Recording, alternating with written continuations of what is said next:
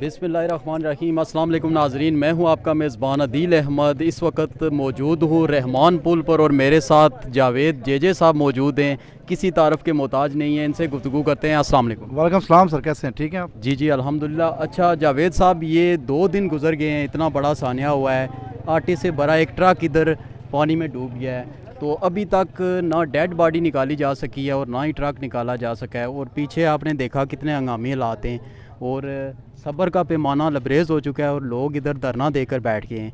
आपकी इस बारे में क्या राय है?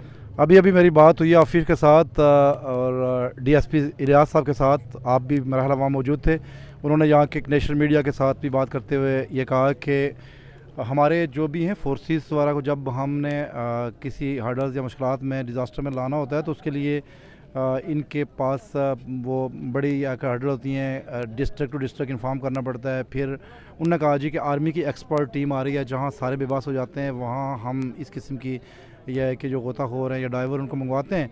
तो उन्होंने कहा कि सब कुछ साइन हो चुका है, मंगला से निकल आए। उन्होंने कहा कि उस वक्त उन्होंने कहा था कि 2 घंटे में। So I am very much sure कि विद इन हाफ एन बल्कि 1.5 आवर, 1.5 घंटा में, 1 घंटा में इंशाल्लाह वो पहुंच जाएंगे। और क्योंकि क्रेन मौजूद है, उनके लवाकिन कह रहे थे पेड है, मुश्किल वक्त में पे भी करनी पड़ती है सर मिलजुल के। यहाँ जो क्रेन थी वो इतनी पावरफुल नहीं थी, तो ये टेक्सला से मंगवाई है उन्होंने, 12 घंटे में यहाँ पहुँची है। तो किसकी ख्वाहिश नहीं होती कि अपनों की मदद ना की जाए। आप अभी देखें कि मेरे एक दोस्त हैं काशिफ शबीर, मैंने उनके साथ थोड़ा सा जिक्र किया कि यहाँ जो मेहमान आए हुए हैं या लवाकिन हैं काला डब सहार से, तो गर्मी है तो उनके लिए कुछ, तो वो समझ गए। उन्होंने अभी पानी भेजा, उनको पानी दिया है, गुस्से में थे, कह रहे पानी नहीं पीना। मैंने कहा ये मेरे दोस्तों ने भेजा भी है। हर बंदा यहाँ मदद करना चाह रहा है, मीडिया वाले अपनी जगह मदद कर रहे हैं।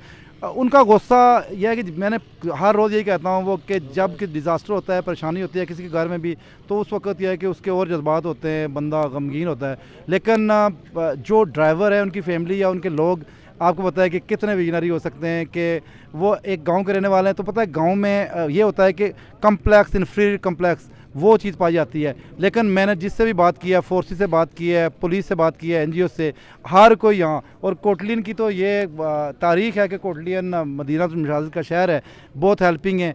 और किसी के बस में हो तो सर कल भी है कि यहाँ की लोकल NGOs और एक फाउंडेशन लगी रही है अपनी बूट्स के साथ, अपने जो उनको एक्सपर्ट वो गोताखोर थे, डाइवर थे, उनके थ्रू। तो आज ये मसला इंशाल्लाह वो हल हो जाएगा। क्योंकि जब कोई चांस होता है ना कि किसी को ज़िंदा बचाने का, तो उस वक्त तो यह है कि हर कोई मुमकिन कोशिश करता है। अब रात को जब एक्सीडेंट हुआ तो उनका जो दूसरा ड्राइवर था उसी कंपनी का, उसने कहा जी मैं सामने से आ रहा था, मैंने टार्च लगाते हुए फोर्सेस को देखा, इधर वो पुलिस चौकी थी या यहाँ आर्मी की यूनिट है। तो उन्होंने जब देखा कि वो कंडक्टर यह है कि मुझात निकल आया, तो विद इन नो टाइम उसकी ज़िंदगी को बचा लिया गया। थोड़ा सा ये भी है कि इतनी देर गुजर जाने के बाद चांसेस ड्राइवर के ज़िंदा होने के बहुत कम है। कोई मौजूदा ही हो जाए कि वो बच जाए। तो ऐसी सिचुएशन में ये चाह रहे हैं कि थोड़ा सा वो देर से आए तक दुरुस्त आएँ। अब खाली एक्सपेरिमेंट करते रहें तो मेरा ख्याल है नहीं, बल्कि अब इनने ऐसी टीम को बुलाया है कि जो आपको रिजल्ट देगी और आपके इंतज़ार की घड़ियाँ ख़त्म होने वाली हैं और बहुत जल्दी। जो मेरे पास मालूमात हैं, मेरे मीडिया कोलीग ने मुख्तलिफ़ जगह से मुझे फ़ोन पे और यहाँ ऑफिशियल ने आपके सामने बात की। बाकी तफज़्ज़ल साहब भी अभी DSP इलियास के साथ मौजूद थे, तो इनसे भी आप पूछ सकते हैं कि इनके पास क्या। अच्छा, ये 7 बजे ऑपरेशन सुबह शुरू होना था, लेकिन अभी देखें क्या टाइम हो गया है, अभी तक एग्जैक्ट रिपोर्ट नहीं पता चल रही कि ये कब तक बिल्कुल 7 बजे शुरू होना था, क्योंकि अंधेरे में तो ऑपरेशन नहीं होता। 7 बजे वो देखें क्रेन पे उनके तमाम ड्राइवर, फ्यूल, वो रस्से, सब कुछ मौजूद है रोप।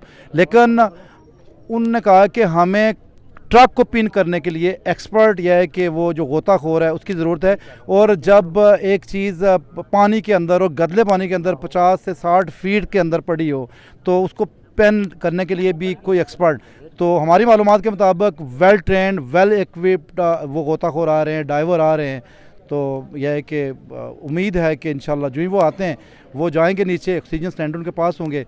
तो बाकी भी आपको पता है अपील द्वारा तो मैंने की हैं, अपनी पब्लिक से की हैं, अपने वेल ऑफ लोगों से की हैं, ब्रिटेन में रहने वालों के लिए, अमेरिकन के लिए जो रहते हैं। मैंने कहा कि आप पैसिफिक एशिया से कोटली के लिए, मीरपुर के लिए, यानी एक ज़िला जहाँ चांसेस हो कुछ अर्थक्वेक का, जहाँ किसी के डूबने के, गाड़ियों को जाने के, तो अल्लाह करेगा कि इन हवादत से लोग सीखेंगे। तो ये तो आपको पता है कि तारीख़ गवाह है कि किसी भी चीज़ को हासिल करने के लिए कुर्बानियाँ, तो ये भी एक समझ लो कुर्बानी है।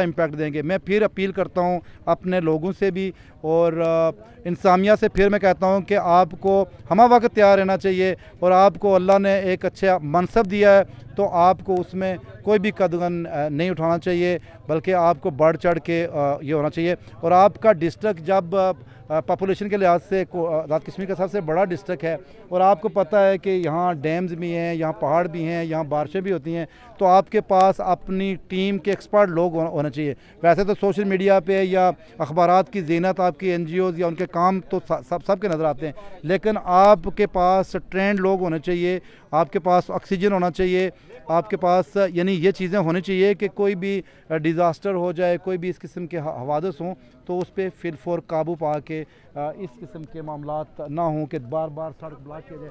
अभी भी आगे मुज़ाकरात जारी हैं पुलिस के साथ या इंतज़ामिया के साथ, लोगों के धूप भी बढ़ी है, हमने भी कोशिश की है